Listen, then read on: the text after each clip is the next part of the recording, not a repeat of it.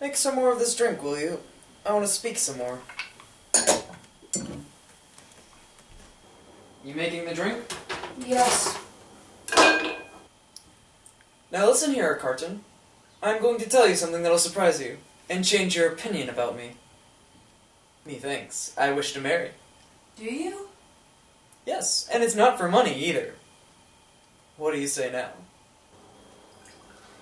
Can't say too much. Who is she? Guess. Do I know her? Guess.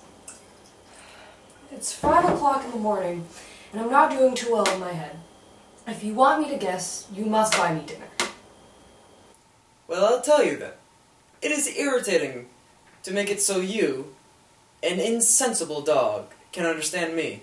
And you are a sensitive and poetic spirit. Listen, I do not claim to be the best at romance, but I am a kinder sort than you. Just luckier, if you mean that.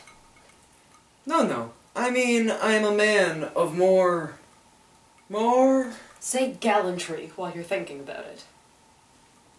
I'll say that then. But I don't mean that. I mean that I do much more, and care more within the woman's society than you. Go on. Before I do, you've been to the Manette's house more than I have, haven't you? I am ashamed of you. You have the manners of that of a silent, sullen dog, and this shames me. It'd be beneficial for a man like you to be ashamed of anything, seeing as you're with me. That comment does not get you off the hook, Sydney.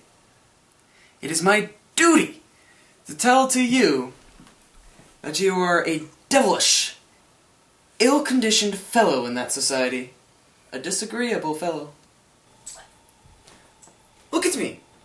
I have less of a need to make people agree with me. Why? I never saw you do that yet. I do it because it's politics. And my principle. Look at me. I am doing well. I don't do well with your account of your matrimonial intentions. I wish you'd keep at it. Though for me, you won't understand why I'm incorrigible. You have no business being incorrigible. I have no business to be of anything that I know of. Who is the lady? Now don't get uncomfortable when I mention her name, Sydney. Because I know you don't mean half of what you say, if at all. It should be of no importance to you. I say this because you recommended her to me on short terms. I did? Yes, and in this very room. You mentioned her as a golden-haired doll. The young lady is Manette. If you had been sensitive in any way towards them, I might have been resentful of your visits. But you are not. Therefore, I am no more annoyed than when one comments on my works with no taste or eye for it.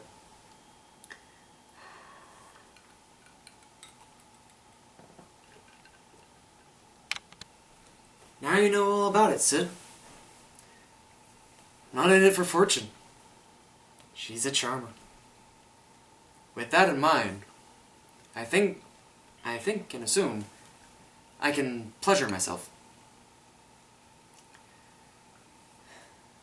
She would already have a well-off man in me.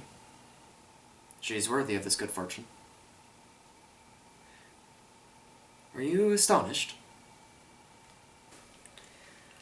Why should I be? Do you approve? Why should I not? You took that better than I thought you would, Sid. I have had enough of this lifestyle. I think it would be a pleasure for a man to be able to go home when he feels like it. Miss Manette is well stationed to be this. I have made up my mind. Now about you, Sydney. I want to say a word to you about who you should look for. You're in bad shape, without the knowledge of the value of money and living a hard life. I'd recommend you a nurse. Now think of it. Who would you marry? They need to be able to take care of you. Never mind enjoyment. Find some respectable lady. A landlady. And marry her on a rainy day. That's the kind of thing for you, Sydney. I'll think about it.